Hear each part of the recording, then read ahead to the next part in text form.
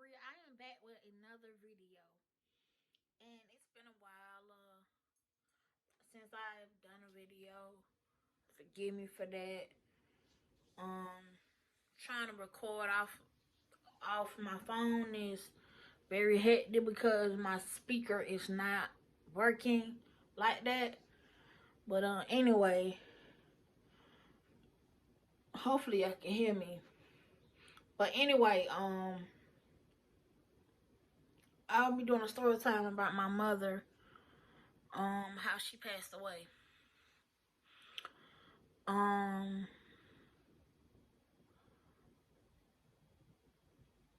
Back in August, it all started to happen. Really in July. July. My mom had a caretaker. And I was taking care of her at first, but I had got down and sick too, so I couldn't do much no more. So she had a caretaker take care of her. So I noticed she wasn't eating. She wasn't eating and stuff. So it got kind of where she stopped eating and she wasn't lively like she used to. And we used to do YouTube videos. So she didn't want to do that. She been stopped wanting to do that because she was sick. But I didn't know. But this one she really was sick in July. And she wasn't eating nothing. Nothing was. And then when she would drink protein milk, the booster milk, she would throw it up. And I was like, man, what is going on? So, I had a mental breakdown. So I went to Expire. And when I came back, she was in the hospital. And this was in, I think, the end of August or September, I think. Because July she was sick through all the way up until she passed. So she lost so much weight. She was 150 some pounds at first. Before she lost weight, she was 250 some pounds. But then she got down to 150 some pounds the first time. And then the only thing she could hold down was pot pies and stuff like that. And so she was in the hospital. They told her she had colon cancer and she had a mass in her stomach. So they did an operation on her, knowing they weren't supposed to do an operation on somebody that got cancer. You don't supposed to do no type of operation on nobody if they got cancer, because it spreads. So they did an operation on her. And the cancer was already bad because she was in stage 4. And it spread it. And she was hurting and stuff. She was crying. She couldn't eat nothing still. After that, she couldn't eat nothing. Especially. So they tried to give her like protein milk. They hurt her stomach real bad. And she couldn't drink it. And then she tried to eat like a little food and stuff like that so she can go home. But she wasn't eating like that. They tried to tell her to drink a lot of water. But she wouldn't drink a lot of water because she didn't like water. So she was drinking other stuff in the place of that, like juice and soda and stuff like that instead of water. They were trying to tell her the healthy way to do things, but she didn't do it. But she was in the hospital for over 2 months. I think 2 months. And she pretty much, had been giving up. So they told her to go to hot springs when she leave there So my mom tried to take me with her so that way she'll feel safe. But they didn't allow visitors to stay. So I ended up going back to the house at our old apartment. So she pretty much went to Hot Springs. Um, the first day they said she had COVID. The first day. And I don't know how she had COVID. And she didn't have COVID. Because they had tested her. And they said she was negative. The first day that's how I knew something was wrong with that place. Because it was in Sylvester, Georgia. And she's from Albany. So they took her to Sylvester.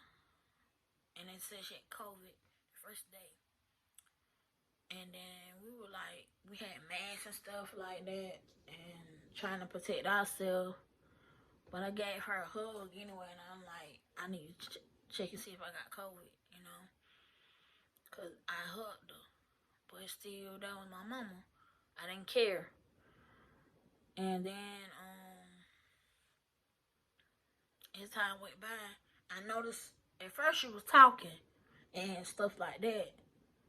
But then she got down to when she wasn't talking, wasn't eating, or none of that stuff. And she got down to 108 pounds. She was 108 pounds after that. Remind y'all, I said she was 150 the first time.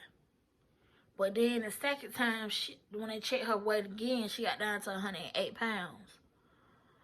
And she was so little, they was trying to feed her and stuff like that.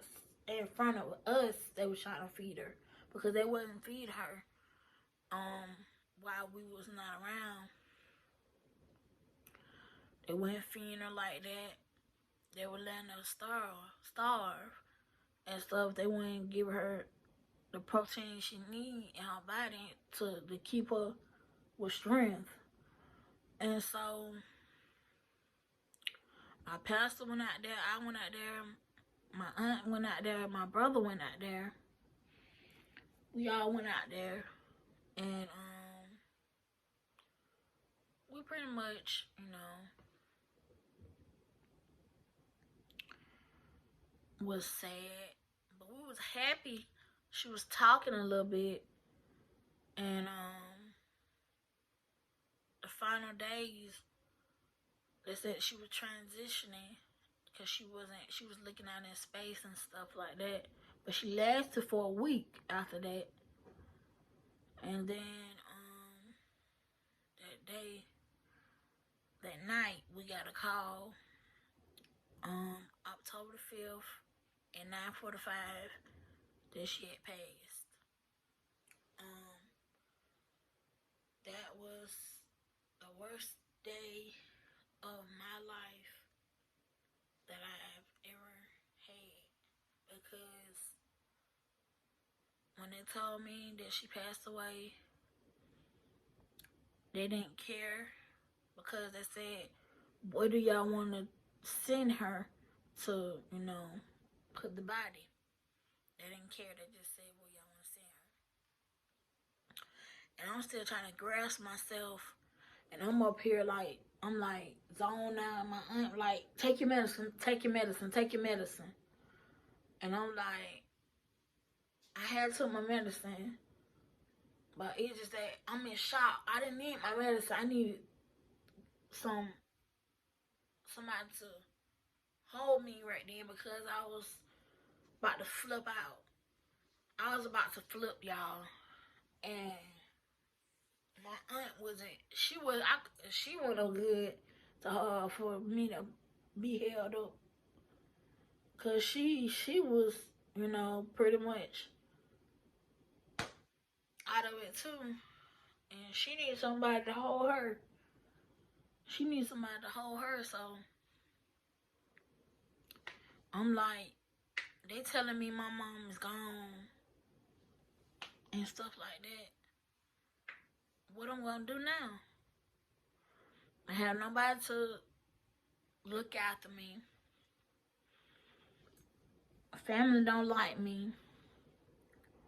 Because they think I'm cuckoo. Because I be in and out of mental wards and stuff like that. So they don't think I'm stable. So what I'm going to do? So my aunt, she let me stay there for about 3 weeks. And then we got into an argument. And ended up, I had left. But anyway, I just know the worst day of my life had happened on October the 5th of 2022. At 9:45, my mama passing away. And that's how she passed away. She passed away with colon cancer, y'all. And she had a mass on the stomach that they had removed. And it's hard not to cry because I'm trying not to. Because she was my world of everything. We might have had arguments, we might have had falling out. But she was my everything. My best friend, my mom, my sister, my guardian angel, everything. And I think about her every day since October, the day she passed. And it's been a year and something. And I still think about her. And y'all, it's hard when you don't have a mother anymore. But I deal with it and I go home because I know she's watching over me. And my brother, I don't know how he feel about her passing, but I know how I feel. And anyway, that's the end of my story time on how my mother passed. But make sure y'all again subscribe, hit the notification bell, like, share, and comment down below what you think about this video. Let's get this video to 100 likes. Love you guys. I'm out. Peace.